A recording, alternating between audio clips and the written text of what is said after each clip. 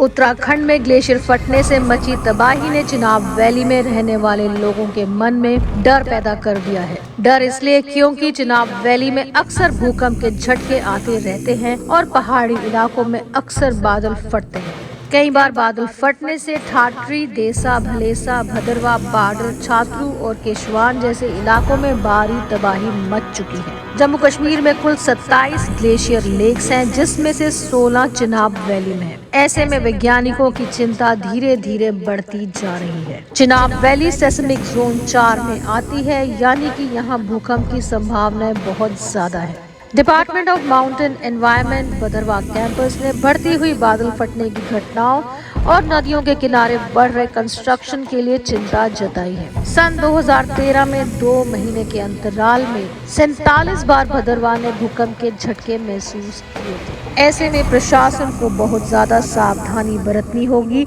और तबाही से बचने के लिए ठोस प्लान बनाना होगा। अगर हम जम्मू एंड कश्मीर की बात करें तो जब हम पूरे एक इकोसिस्टम की बात करते हैं, फॉर दैट मैटर अगर हिमालय की बात करते हैं तो ये कंटिन्यूस इकोसिस्टम है। इसमें स्टेट बाउंड्रीज कहीं भी पार्ट प्ले नहीं करती हैं। सो जो प्रोफाइल जो हिमालय की, उत्तराखंड की है, ऑलमोस्ट सिमिलर प्रोफाइल हमारे जम्मू एंड कश्मीर की है।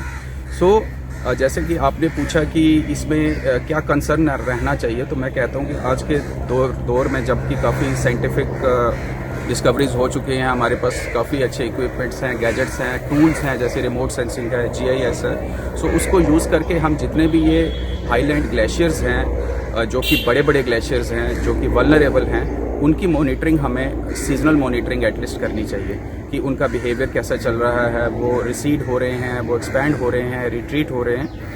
सो अगर हम ये कंटिन्यूस मॉनिटरिंग करेंगे तो हम इन डिज़ास्टर को अगर हम रोक नहीं सकते तो एटलीस्ट कम कर सकते हैं, और एक वार्निंग सिग्नल जो हमारे डाउनस्ट्रीम पब्लिक है या फॉर दैट मैटर इंफ्रास्ट्रक्चर है, उसके लॉस को हम कम कर सकते हैं। सो हमारे जितना भी एरियाज़ हैं जो हायर एलिवेशन पे, अगर हम अपने चिनाब खित्ते की बात करें तो पाडर का लैंडस्केप जो है, या धंधारी का एरिया है, या किश्तवाड़ का पिछला हिस्सा जो डचन, मड़वा, वाड़वन एट्सेट्रा, और उधर से कश्मीर, गुरेज़ वगैरह का हिस्सा है। सो ये वल्नरेबल हिस्सा हैं जहाँ पे हमारे जो ग्लेशियर्स हैं वो लॉक्ड हैं ऊपर हायर रीचेस में। और सबसे बड़ा कंसर्न इस टाइम ये है कि अगर स्पेसिफिकली चिनाब खित्ते के लिए, कि चिनाब पे बहुत सारे डैम्स आ रहे हैं, हाइड्रोइलेक्ट्रिक प्रोजेक्ट्स आ रहे हैं।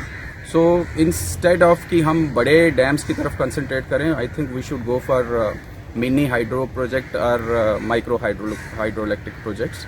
देखिए, जहाँ तक उत्तराखंड जैसे डिज़ास्टर की बात है तो खित्ता चिनाब में इसकी ड्यूअल थ्रेट है। एक तो जो यहाँ पे डैम बने हैं चिनाब पर, चाहे वो सलाल वाला डैम है या थोड़ा सा अपहिल आके बगलियार वाला डैम देखें, या उससे अपहिल जो है डलहस्ती डैम है। अगर इनके अलावा जो यहाँ पे आउट ऑफ 27 जो टोटल ग्लेशियर लेक्स हैं, 16 जो उसमें चिनाब बेसिन में हैं। अगर कभी भी यहाँ पे बहुत बड़ा जो है अर्थक्वेक आता है, जो कि बड़ा प्रोन है क्योंकि सिस्मिक जोन 4 में फॉल करता है चिनाब वैली, और कभी भी बड़ा अर्थक्वेक आता है और इसमें से किसी एक में भी ब्रीच होता है, चाहे 3 में से किसी एक वाले डैम में भी ब्रीच होती है, या जो 16 ग्लेशियर लेक हैं यहाँ पे उनमें ब्रीच होता है, तो बहुत बड़ी कैटास्ट्रॉफी हो सकती है जिसका अंदाज़ा भी हम नहीं लगा सकते।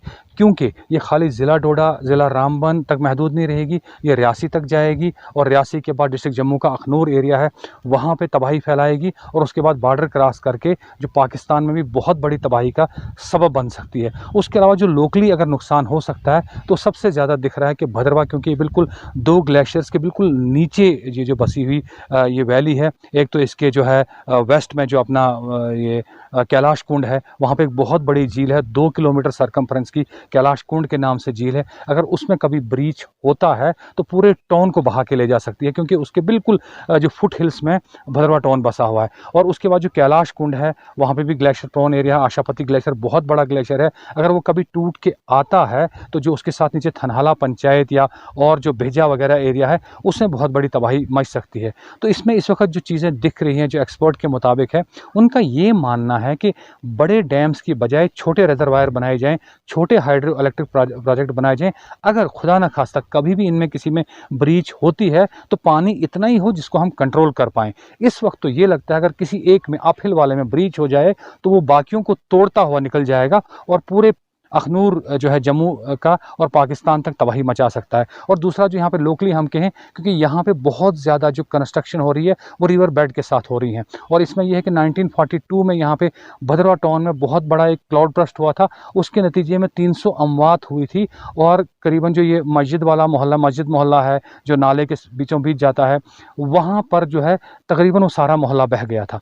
तो उसके बाद 95 में भी हुआ, जिसमें सरोलबाग से पेरिस ऑफ भद्रवाह भी कहा जाता है, क्योंकि एलीट जो सोसाइटी के वहाँ पे वज़ीर कम्युनिटी के वो वहाँ पे रहते थे, बहुत बड़े बड़े महल थे वहाँ पे, वो आधा बह गया था उसमें। उसके बाद जो है 2017 में ठाठरी टाउन जो है ज़िला डोडा का, वहाँ पे क्लाउड बर्स्ट हुआ था, उससे आधी मार्केट बह के गई थी। इसलिए ये प्रॉन एरिया, तो इसमें यही कि एक तो गवर्नमेंट को स्ट्रिक्ट मेजर्स लेने चाहिए और पॉलिसी डिसीजन लेने चाहिए कि एक तो छोटे रिजर्वायर बनाए जाएं, और दूसरा कि यहाँ पर जो है रिवर बेड के साथ जहाँ पे कंस्ट्रक्शन होती है उसको रोका जाए, लोगों को मोटिवेट भी किया जाए और सख्ती भी बरती जाए, वरना यहाँ पे कभी भी बहुत बड़ा डिजास्टर हो सकता है। देखिए, तारीख गवाह है यहाँ के भद्रवाह की, और चिनाब खित्ता की तारीख गवाही देती है कि 1942 का हम लोगों ने सुना है, उसके 1995 में हमने सुना है कि ये क्लाउड बर्स्ट हुए हैं और काफ़ी नुकसानात उठाए हैं चिनाब खित्ता के लोगों ने। तो एक चीज़ इसमें काबिल गौर है कि उस वक़्त जो आबादी का तनासुब था वो बहुत कम था, फिर भी 300 से ज़ायद अमवात का हम लोगों ने सुना है कि 300 से ज़ायद अमवात हुई क्लाउड बर्स्ट होने की वजह से। आज का आप अगर देखेंगे आबादी का तनासुब कहाँ से कहाँ पहुँच चुका है, उस हिसाब से अगर हम अंदाज़ा लगाएं तो हमारी सोच से दुगना चौगुना नुकसान हो सकता है चिनाब खित्ते की अगर हम बात करें तो। क्योंकि उसकी ज़िम्मेदारी मैं सीधा और सीधे तौर पे जो है इंतज़ामिया को देना चाहता हूँ। ज़िम्मेदारी नाफिज होती है इंतज़ामिया पे, क्योंकि वाटर बॉडीज़ की अगर हम बात करेंगे तो वाटर बॉडीज़ जो है उस समय जब नुकसान हुआ था, उस समय वाटर बॉडीज़ बहुत खुली हुआ करती थी, तो भी इतना नुकसान उठाया था हम लोगों ने। आज वाटर बॉडीज़ को कंजस्ट कर दिया गया है, उनको श्रिंक कर दिया गया है, इलीगल कंस्ट्रक्शन ज़ोरों शोरों पे है, और नाबीना बनी हुई है इंतज़ामिया, उस चीज़ को इग्नोर कर रही है, उसको बहुत फॉर ग्रांटेड लिया जा रहा है, जिसकी गुंजाइश नहीं है, और ना ही हम लोग लेने फॉर ग्रांटेड लेने की हालत में इस वक्त हैं। तो मुझे लगता है कि ये कुछ चीज़ें हैं, जैसे इलीगल कंस्ट्रक्शन, सबसे पहले मेरे हिसाब से जो वाटर बॉडीज़ के किनारों पे, जो दरियाओं के किनारों पे उनको कंजस्ट करके जो इलीगल कंस्ट्रक्शनें हो रही हैं और वाटर बॉडीज़ को कंजस्ट किया जा रहा है, सबसे पहले मुझे लगता है कि हमको पहल करनी चाहिए, शुरुआत इंतज़ामिया को वहाँ से करनी चाहिए, क्योंकि नुकसान का अंदेशा बहुत ज़्यादा है। और अगर अल्लाह ना करे कभी ऐसा हादसा फिर से हुआ तो जो नुकसान के आंकड़े होंगे वो हमारी सोच से बहुत ज़्यादा होंगे। उत्तराखंड के हादसे से जहां स्थानीय लोग बादल फटने के डर से भयभीत हैं, वहीं अर्थ साइंस एक्सपर्ट ने ये चिंता जताई है कि सेस्मिक जोन 4 में होने के कारण कभी भी चिनाब क्षेत्र में आने वाला बड़ा भूकंप दरियाए चिनाब पर बने बांधों को तोड़ सकता है, जो एक बहुत बड़े हादसे की वजह बन सकता है। क्या मौजूदा हालात में इन आशंकाओं को नज़रअंदाज करना जायज़ है? यंग बाइट्स के लिए भद्रवाह से मैं कामरान खान।